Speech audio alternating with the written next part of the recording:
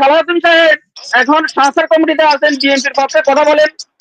যখন দেশে আন্দোলন চলতেছিল, পাখির মতো মানুষকে গুলি করে মানুষ মেরেছিল, তখন সালাউদ্দিন সাহেব ভারতে বসে চিকেন বিরিয়ানি খেয়ে ঘুমিয়েছিলেন। কিন্তু উনাকে বিএনপির বিভিন্ন দায়িত্ব, গুরুত্বপূর্ণ দায়িত্ব রেখেছে বিএনপি। বিএনপি থেকে আর কোনো ভালো নেতা নাই। বিএনপি সালাউদ্দিন হইলে যে ভারতের ওনারে রয়েরাই দিয়ে গেছে ভারতে, নিয়ে খুব জামাইয়া ধরে রাখছে। 5 তারিখের স্বৈরাচারের পতনের পরে ওনারে আবার সসম্মানে দেশে পাঠাইলে আবার এসালমের ব্যাংক গুলো তো দেখতেছে সালাউদ্দিনের ছেলে, ব্যবসা প্রতিষ্ঠান সালাউদ্দিনের ছেলে, সালাউদ্দিন, এরা মিলেই দেখছে। জি, ধন্যবাদ এনাম ভাই এবং সম্মানিত আলোচক বৃন্দ, জাতির বিবেক, আসসালামু আলাইকুম। বর্তমানে আর বাস্তবতার নিরিখে 100% সঠিক কথা আপনারা বলেছেন। আমি এখন প্রবাসী হিসাবে সকল প্রবাসীদের পক্ষ থেকে আপনাকে, আমাদের 3 জনকে স্পেশাল ধন্যবাদ দিতে চাই। বিএনপি এই পর্যন্ত যতগুলো কাজ করেছে বাংলাদেশের জন্য, সংবিধান সংস্কার করেছে, কোনটাই দেশের কাজে আসে নাই। ত্রয়োদশ সংশোধনের মাধ্যমে শেখ হাসিনা স্বৈরাচারে পরিণত হয়েছেন। কর্নেল অলি সাহেব এই কমিটির সদস্য ছিলেন, উনি জাতির কাছে ক্ষমা চেয়েছেন, সংবাদ সম্মেলন করে উনি জাতির কাছে ক্ষমা চেয়েছেন। যে সালাউদ্দিন সাহেব এখন সংস্কার কমিটিতে আছেন, বিএনপির পক্ষে কথা বলেন। যখন দেশে আন্দোলন চলতেছিল, পাখির মতো মানুষকে গুলি করে মানুষ মেরেছিল, তখন সালাউদ্দিন সাহেব ভারতে বসে চিকেন বিরিয়ানি খেয়ে ঘুমিয়েছিলেন। কিন্তু উনাকে বিএনপির বিভিন্ন দায়িত্ব, গুরুত্বপূর্ণ দায়িত্ব রেখেছে বিএনপি। বিএনপি থেকে আর কোনো ভালো নেতা নাই। বিএনপি বলতেছে যে আমরা শেখ হাসিনার জুলুমবাজের শিকার হয়েছি, আমরা মজলুম। কিন্তু 24 পরবর্তী, শেখ হাসিনার পরবর্তী সময় কেন বিএনপি এই জুলুম থেকে জালেমে পরিণত হলেন? কেন বিএনপি দায়িত্বশীল ভূমিকা পালন করতে পারলেন না? বিএনপির মানুষের অনেক প্রত্যাশা ছিল, মানুষ মনে করলে ভোট দিলে তো বিএনপি ক্ষমতা আসবে। তাহলে বিএনপি কেন বাংলাদেশের একটা গ্রামের মধ্যে যখন দরকার লাগে মুরব্বীরা এগিয়ে আসে, বিএনপি কেন সেই দায়িত্বশীল ভূমিকা পালন করতে পারে না বলে আপনারা মনে করেন? ধন্যবাদ আপনার সবাইকে। জি, ধন্যবাদ। ইব্রাহিম সাহেব আনমিউট করতে হবে, মিউট আছেন।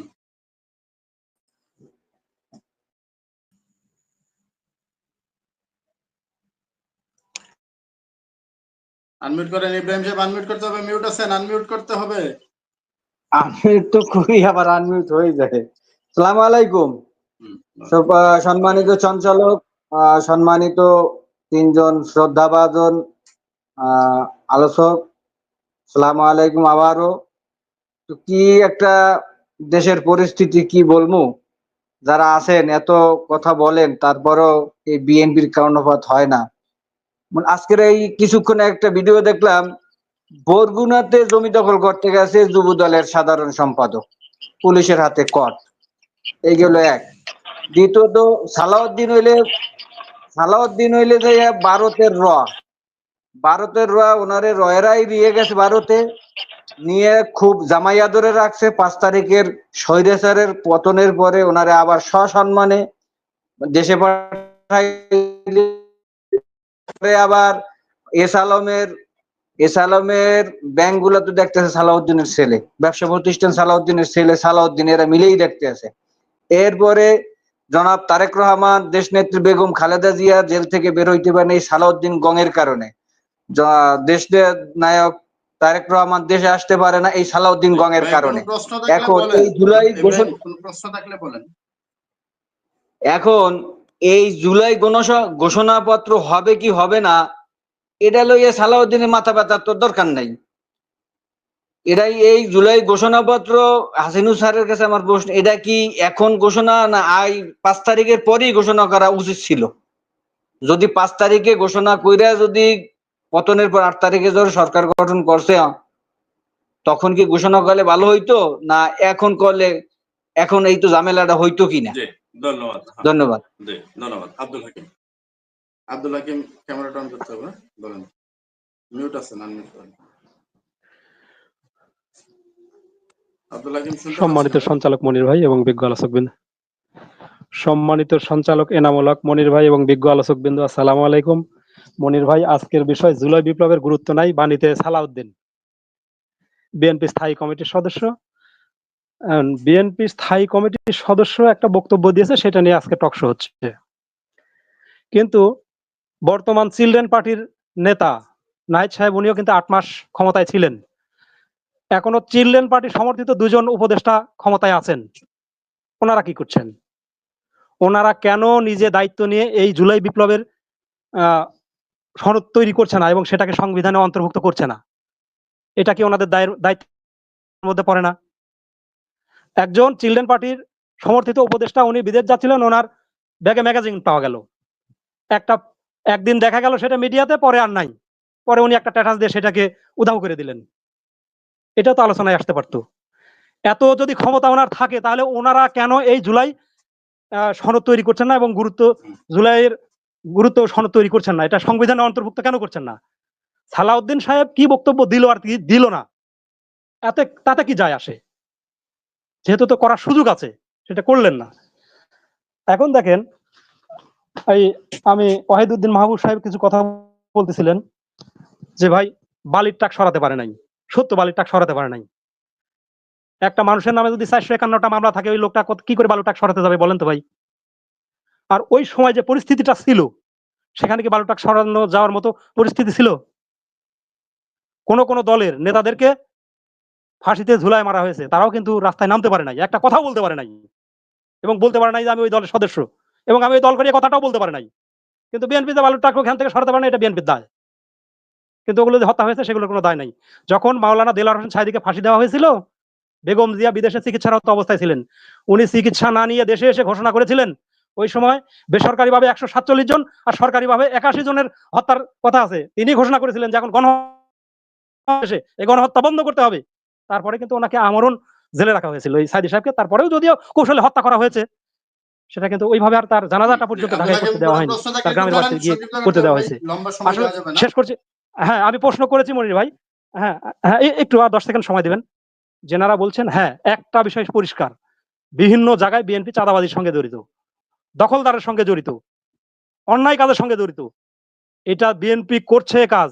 সরকারের আইন শৃঙ্খলা বাহিনী কি করছে? সরকারের তো একটা স্বরাষ্ট্র উপদেষ্টা আছে, উনি কি করছেন? এগুলো উনি চোখে দেখছেন না? আপনারা বিশেষজ্ঞ মহল দেখছেন, সাধারণ জনগণ আমরা দেখছি, তাহলে সরকার কেন চোখে দেখছে না? ওনাদের কি এটা দায়িত্বের মধ্যে পড়ে না? ওনারা কি এটা দায় নেবেন না? ওনাদেরকেও দায় নিতে হবে। অন্যায়কারী যে হোক না কেন, বিএনপি হোক আর যেই হোক না কেন, তাদেরকে গ্রেপ্তার করতে হবে, তাদেরকে শাস্তির আওতায় আনতে হবে। এটা যদি করতে পারে, তবেই ওনারা সফল একটা অন্তর্বর্তী সরকার, তাছাড়া সফল সরকার নয়। অহেতুক একজনের নামে দায় দিয়ে লাভ নেই। নিজেরা দায়িত্ব পালন করতে পারতে পারে না, এই ব্যর্থতা তাদেরকে স্বীকার করতে হবে। ধন্যবাদ মনির ভাই। জি, ধন্যবাদ। খুরশিদ আলম বলেন কোন প্রশ্ন থাকলে বলেন। আসসালামু আলাইকুম, যুক্ত করার জন্য ধন্যবাদ। শুনতে পাচ্ছেন? জি, শুনতে পাচ্ছি, বলেন। আমার প্রশ্ন আফসারি স্যারের কাছে। স্যার, এনসিপি বলতে আছে নতুন সংবিধান ছাড়া আমরা নির্বাচনে যাব না। আবার ওনারা বলতে আছে যে ফিয়ার পদ্ধতিতে নির্বাচন করবে। তো ফিয়ার পদ্ধতি যদি নির্বাচন করে, তাহলে তো দেখা যায় বাংলাদেশে সংখ্যালঘু, যে হিন্দু বলেন, খ্রিস্টান বলেন, বৌদ্ধ বলেন, ওনারাই তো অর্ধেক আসন পেয়ে যাবে। আর আপনি তো জনপ্রতিনিধি নির্বাচন করতে পারবেন না। আপনি ভোট দিলেন মার্কারে, এবং কারে জনপ্রতিনিধি কি পাগল দেয় না কি দেয়, সেটা তো আপনি দেখতে পাচ্ছেন না। তো এদের এই যে দাবি, আপনি এটাতে কি মনে করেন, আমি শুনতে চাই। আসসালামু আলাইকুম। জি, ধন্যবাদ। মামুন। বিসমিল্লাহির রহমানির রহিম। সম্মানিত উপস্থিতি, আসসালামু আলাইকুম। মনির ভাই, আমার মনে হয় যে কালক্ষেপণ করার একটু দরকার আছে। কালক্ষেপণের মাধ্যমে আমরা বুঝতে পারি কোন দলগুলো সঠিক আর ব্যাঠিক, এই একটা প্রমাণিত হচ্ছে। যদি কালক্ষেপণ না করে সাথে সাথে নির্বাচন দিত, আমার মনে হয় হয়তো বিএনপি এসে যেত, আর আমরা বুঝতে পারতাম না তাদের মানসিকতার পরিচয়টুকু। এখন কালক্ষেপণের সময় আমি মনে করছি যে ইউনূস সরকার যে পদ্ধতির সাথে কৌশল, একটা মানুষের কিন্তু একটা অবলম্বন, প্রতিটা ক্ষেত্রে কৌশল করা যায়। আমি মনে করি ইউনূস সরকার যতটুকু কৌশল করতেছে এবং কালক্ষেপণ করতেছে, এটা বাংলাদেশের মানুষ বোঝে যাক যে বাংলাদেশের জন্য কোন দলটি উপযুক্ত। আর এক্ষেত্রে আমি মনে করব যে বাংলাদেশের মধ্যে ওই বৃহৎ দলগুলো আসলে উপযুক্ত নয়। এরা মানুষের কোনো মঙ্গলের জন্য আসে নাই, বরং এরা দেশপ্রেম তো এদের ভেতরে নাই। বরং এরা কিভাবে মানুষের মঙ্গলের কথা কয়, নিজের পকেটটাকে তাজা করবে, এই চিন্তা তারা ব্যস্ত থাকে। আর এখান থেকে আমরা উপলব্ধি করতে পারি আমাদের সাধারণ জনগণ তো এগুলো বোঝার মানসিকতা নাই, যেহেতু তারা দলবাজি করে, আর দলবাজির কারণে তারা দেশপ্রেমে উদ্বুদ্ধ হয় না। আজকে দেখেন, যদি আমরা একটু হিসাব নিকাশ করি, দেখবো যে ইউনূস সরকারের বদলেতে আজকে 5 পার্শ্ববর্তী একটা রাষ্ট্রের সাথে আমরা টক্কর দিতে পারছি, তাদের যে প্রযুক্তিগুলো আছে এই প্রযুক্তির সাথে আমরা ইউনূস সরকার ভেতরে ভেতরে বা যেটাকে ওই যে তলে তলে বলছিল, তলে তলে অনেকগুলান অস্ত্র আনছে, যেটা পার্শ্ববর্তী একটা রাষ্ট্রের সঙ্গে আমরা মোকাবেলা করতে পারবো। এই বিষয়গুলো আমাদের চোখের সামনে আসে না। আমরা রাজনীতি নিয়ে এত বেশি কেন ব্যস্ত হয়ে পড়ছি? রাজনীতি যদি এত বেশি ব্যস্ত থাকতো তা আজকে বিএনপির কেন এত তা গতি শক্তি হচ্ছে না এই ইউনূস সরকারকে পতন করার জন্য একটা বিপ্লব আন্দোলন গড়ে তুলুক, দুর্বার গতির একটা আন্দোলন গড়ে তুলুক, এই আন্দোলন দ্বারা গড়ে তুলতে পারছে না। এটা শুধু আমাদের মাথাগুলানকে খাওয়ানোর জন্য তাদের প্রচেষ্টা। আমরা এই ধরনের কথা বলবো না। আমরা এখন বলতে চাই যদি ইউনূস সরকার ভালো না হয় তাহলে বিএনপি আন্দোলনের মাধ্যমে তাদের নামাক। ধন্যবাদ।